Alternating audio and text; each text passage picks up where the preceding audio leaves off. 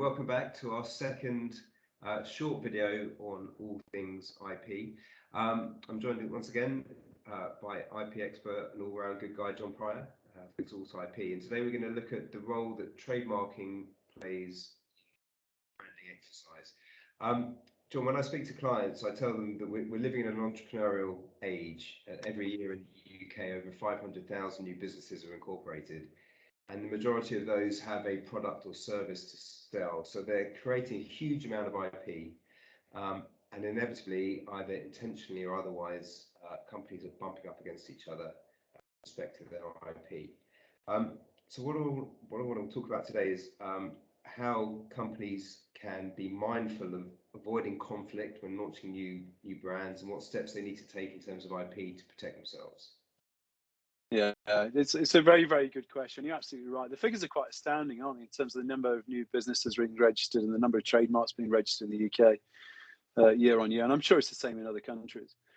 I think a lot of people don't really pay too much attention for this. And one of the issues that most trademark attorneys have, sorry, I'm not a trademark attorney, most trademark attorneys have, is that branding agencies don't look at the IP aspect. So they come up with a fantastic name, incredibly creative, but then of course, you can't take it to the market because somebody else has got it. So you can't have one without the other. They need to be connected. And so doing a proper search is recommended, but at least doing a Google search at a minimum, and hopefully an IPO, an intellectual property office search is highly recommended to make sure you're not treading on other people's toes. Because the last thing you want is to put all the money into launching and developing a brand, and then to find somebody else says, I'm really sorry, but you can't, because we've wasted time and money there.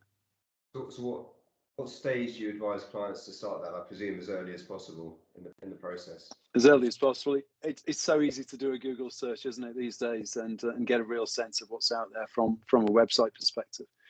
And that's a good proxy to some extent, but it's not complete, because it's so important to look at, in my view, look at the IPO in the UK and also in countries where you think you might operate. So the US has a very good test, I think it's called their trademark register, where you can search for registered trademarks in those countries. So yeah, do that first before you spend too much in terms of building up a fantastic brand, because it's tricky. And then registering trademarks, David, as you know, the trademark officers don't tend to like descriptive words.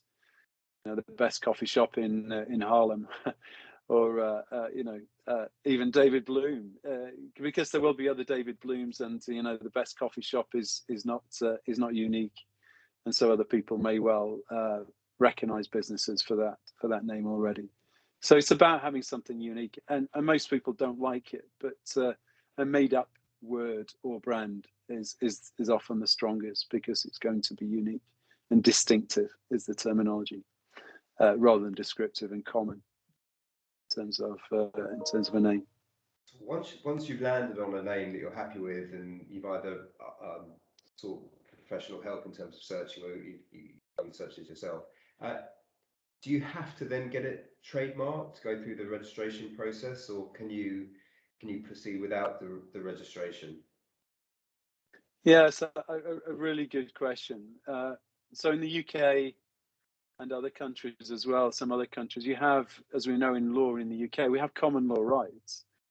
And then the same sort of thing is there for trademarks. You have rights, unregistered rights to that trademark, if you've been trading under it for some time. Now, of course, it's not watertight, but it's there available to you. So if you've been trading under David Bloom Enterprises for 5 years, and you've got evidence to show that customers recognize you for what you provide, you've got invoices, you've run adverts, you've been online, you've had a website, etc. Then you've got some rights over that name. Now, also, it's still, the onus is on you to prove that you are recognized for that, but you still have rights. And so I always say it's really important to build up the unregistered rights, and therefore increasingly domain names, websites, and social media platforms provide a very quick route to demonstrating that you have followers, and you have people who are reading your content, and therefore recognizing you for what you provide at David Bloom Enterprises, so to speak. But the benefit of having a registered trademark is that if somebody comes along and infringes, you can just point to the registered trademark in the classes, of course, that you're operating, and it is, to some extent, hopefully, going to be a much cleaner open and shut case than if you're just trying to support it with unregistered rights. Right. So the advice is where you can go down the registration route. Yeah, it's stronger, of course, and it's to be recommended. But clearly, budgets allowing, it does cost. I mean, it's not that expensive, and it's increasingly easy in the UK to register a trademark. I think the UK IPO has made some really good steps in the last couple of years to make it easy to do it online. The difficulty with doing it online is if you are trying to register a more a more descriptive name or a more complex name or a name that somebody else has, the benefit from working through a trademark attorney or somebody who's skilled in the space is that they know the games and they know how the trademark office is likely to respond. But by all means, you can do it online in the UK. But to some extent, depending on your business and depending on the brand you want to record, may be a good idea to use a trademark attorney or somebody else who's done that before. So in terms of cost, kind of as a ballpark, what would you be looking at for, say, just a UK trademark? Yeah, so the important thing to know is, you may have a logo and you might have a word mark, for example, and they would be considered differently. But then the other thing to recognize is that you will be registering it in one of 45, I think it is, sometimes I think it's 43, 45 classes. And the class is the area within which you're claiming that you're doing business. So, in your case, it's insurance services, for example. It may well be that you have a podcast and you might want to cover your name in that area as well. So they'd be two different classes that you'll be registering David Bloom Enterprises in, for example. So it costs per class, but in the UK, I can't quite remember the exact numbers, but it's several £100 and you're done and dusted. If you use an attorney, then it's going to be into the thousands, but it's a cost-benefit analysis that you need to do. And then, of course, it varies by country where you want to register in different countries around the world. Okay. Just a quick one. Clients often ask, what's the difference between having a small r in a circle after the brand name or a TM in a circle after the brand name? Can you just... Yeah, it's a really good point. The R in the circle is demonstrating and telling everybody that you've registered that trademark.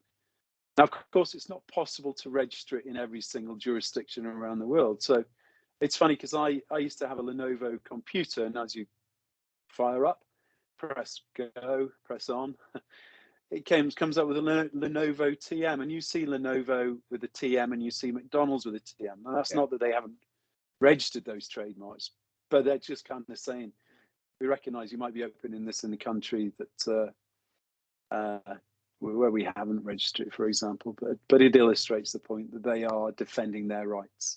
Keep off the grass. This is our trademark. This is the mark under which we trade, and we will defend it. So the TM is unregistered, and the R in the circle is telling the world that you've registered that particular trademark. Right. Okay. So just to recap, vitally important to do your research before you launch. When I was an IP litigator, too many times I had clients that launched great new products, spent a fortune on marketing and branding, and then probably got a letter from a third party with a similar name seeking an injunction. So that's obviously crucial. Once you've landed on a name, if you can get it registered, that's the sensible approach, because the trademark does give quite wide enforcement rights. Yeah, it does. It does. Timing, I think, is important, though, David, for your point, because I've worked with clients in the past where, for example, it's praise in the UK, it's generally reasonably quick in the UK, but it took 3 years to get this trademark registered in the United States. So whilst they did the right thing, they didn't have registered protection in the United States for 3 years. So making sure at the same time that you're building up your unregistered rights in the name, and that's where the digital rights are so important. Well, not just for that, but just to establish your brand as well, because nowadays it's a very fast way of establishing your brand, of course. Social media connecting to influencers and all the rest of it, you can get the brand out there really quickly, far more quickly than you could do previously.